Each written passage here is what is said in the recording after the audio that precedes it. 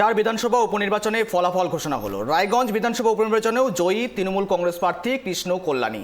একেবারে রায়গঞ্জ বিধানসভা উপনির্বাচন একেবারে হাই ভোল্টেজ কেন্দ্র, সেখান থেকে এবার জয়ী প্রথমবারের মতন ঘাস ফুলের কিন্তু ফুল ফোটালো রায়গঞ্জে, অর্থাৎ যেখানে একসময় কংগ্রেসের গড়, তারপর বিজেপি, আর এবার প্রথম কৃষ্ণ কল্যাণীর হাত ধরেই ঘাসফুলের ফুল ফুটলো রায়গঞ্জে, অর্থাৎ রায়গঞ্জের মানুষ ভরসা রাখলেন, আস্থা রাখলেন কৃষ্ণ কল্যাণীতেই।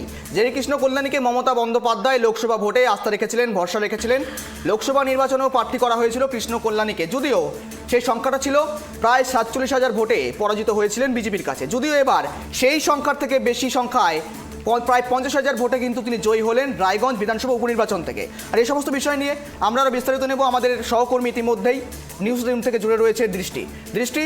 রায়গঞ্জে এবার প্রথম বিধানসভা উপনির্বাচনে সেখানে ঘাসফুল কিন্তু ফুল ফোটালো রায়গঞ্জে, অর্থাৎ রায়গঞ্জবাসী আস্থা রাখলো কৃষ্ণ কল্যাণীতেই, তৃণমূলেই। সেক্ষেত্রে দাঁড়িয়ে মূলত কিসের নিরিখে মানুষ ভোট পড়লো এতটা, আর ভোট ব্যাংকের নিরিখটা এতটা কেন?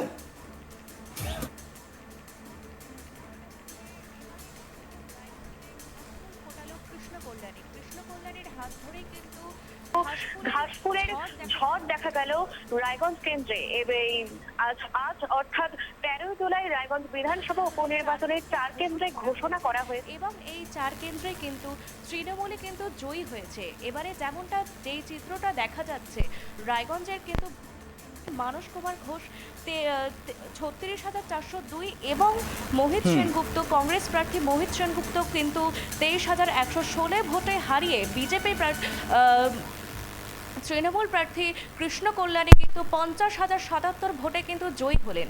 এবারে কিন্তু রায়গঞ্জবাসী কিন্তু বুদ্ধিজীবী মতোই কিন্তু তাদের তৃণমূল প্রার্থী, তাদের নবনির্বাচিত বিধায়ককে তারা কিন্তু বেছে নিয়েছেন উন্নয়নের নিরিখে। দৃষ্টি, এই মুহূর্তে দাঁড়িয়ে বলা যেতে পারে লোকসভা নির্বাচনে মমতা বন্দ্যোপাধ্যায় এই কৃষ্ণ কল্যাণীকে ভরসা রেখেছিলেন, আস্থা রেখেছিলেন। সেখানে দেখা গেল প্রায় 47,000 ভোটের ব্যবধানে তিনি কিন্তু পরাজিত হয়েছিলেন। কিন্তু এবার রায়গঞ্জ বিধানসভা উপনির্বাচন এবার দেখা গেল একেবারেই সেই সংখ্যার নিরিখে, অর্থাৎ 47,000 বেশি ভোটে কিন্তু জয়ী হলো তৃণমূল কংগ্রেস প্রার্থী কৃষ্ণ কল্যাণী। কিন্তু মানুষ মূলত কি দাবি দাবা জানাচ্ছেন, তারা কি উন্নয়ন চাইছেন? দেখো গৌরব, একেবারেই যেমনটা জানা যাচ্ছে যে বিহার থেকে যেই সেতু হওয়ার কথা ছিল, যেই সেতুর এই কাজ কিন্তু এখনো অসম্পূর্ণ রয়েছে। রাজ্য সরকার কিন্তু এর জন্য পারমিশন দিয়ে দিয়েছেন, কিন্তু এখনো পর্যন্ত সেতুর কাজ কিন্তু এখনো অসম্পূর্ণ রয়েছে।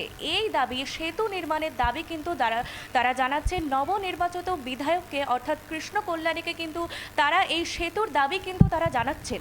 এবং এই সেতুর জন্য বিধায়কও কিন্তু আস্থা দিয়েছেন রায়গঞ্জবাসীকে, যে তাদের এই ভবিষ্যতে এই সেতু কিন্তু নবনির্বাচিত বিধায়ক যিনি কৃষ্ণ কল্যাণী রয়েছেন, তিনি কিন্তু সম্পূর্ণভাবেই আস্থা দিয়েছেন রায়গঞ্জবাসীকে সেতু নির্মাণের।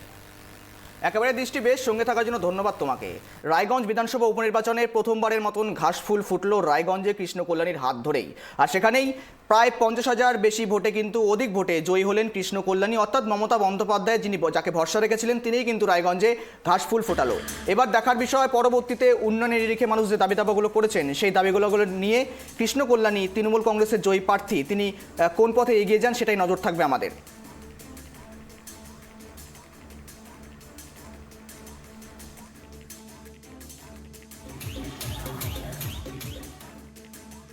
জেলার খবর অন দ্য স্পট এ পর্যন্তই। পরবর্তী সমস্ত খবরের জন্য চোখ রাখুন ট্রাইব টিভি বাংলার পর্দায়। ধন্যবাদ।